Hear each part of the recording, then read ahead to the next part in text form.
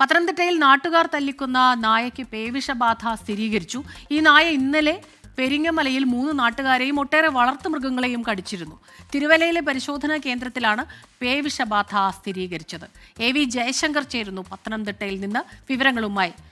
ജയശങ്കർ, വല്ലാതെ ആശങ്കയുണ്ടാക്കുന്ന വാർത്തയാണ്. നമുക്കറിയാം, കഴിഞ്ഞ കുറേ നാളുകളായി ഇത്തരത്തിൽ ഈ തെരുവുനായ്ക്കളുടെ ആക്രമണം ഉണ്ടാകുന്നു. അതോടൊപ്പം തന്നെ ഇത് പേവിഷബാധ ഉണ്ടാകുന്നു. ഈ നായയ്ക്ക് പേവിഷബാധ ഉണ്ടായിരുന്നു എന്നുള്ളത് വല്ലാതെ ആശങ്കയുണ്ടാക്കുന്നുണ്ടല്ലേ?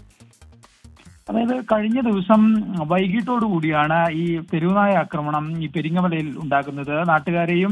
3 നാട്ടുകാരെയും ഒപ്പം തന്നെ ഒട്ടേറെ വളർത്തുമൃഗങ്ങളെയും ഈ നായ കടിച്ചു. പിന്നീട് വൈകിട്ടോടുകൂടി കൗൺസിലറുടെ നേതൃത്വത്തിൽ ഈ ഒരു സംഘം ഈ നായയെ തല്ലിക്കൊല്ലുകയായിരുന്നു. എന്തായാലും തിരുവല്ലയിലെ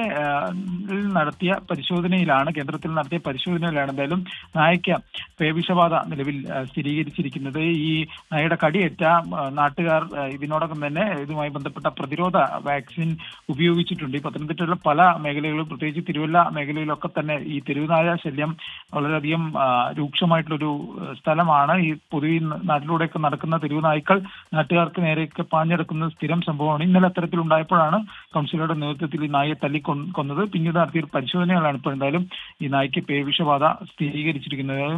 മറ്റു തരത്തിലുള്ള ഈ പേവിഷബാധ ആളിലേക്ക് പകർന്നിട്ടുണ്ടെന്ന കാര്യത്തിൽ നിലവിൽ വ്യക്തതയില്ല. കാരണം എല്ലാവരും തന്നെ വാക്സിൻ എടുത്തിട്ടുണ്ട്. ഇനി ആ വാക്സിൻ സുരക്ഷിതമെന്നാണ് ആരോഗ്യവകുപ്പൊക്കെ പറയുന്നത്. പക്ഷേ സംസ്ഥാനത്ത് വാക്സിൻ എടുത്ത ആളുകൾക്കും ഇത്തരത്തിൽ മരണം ഉൾപ്പെടെ സംഭവിച്ചൊരു സാഹചര്യത്തിൽ പ്രത്യേക ജാഗ്രത ആരോഗ്യവകുപ്പിന്റെ ഭാഗത്തു നിന്നുണ്ട്. എന്തായാലും നിലവിൽ ഈ ആളുകളൊക്കെ തന്നെ, നായയുടെ കടിയേറ്റ ആളുകളൊക്കെ തന്നെ വാക്സിൻ എടുത്തിട്ടുണ്ട്. അവർ നിലവിൽ സുരക്ഷിതരുമാണ്.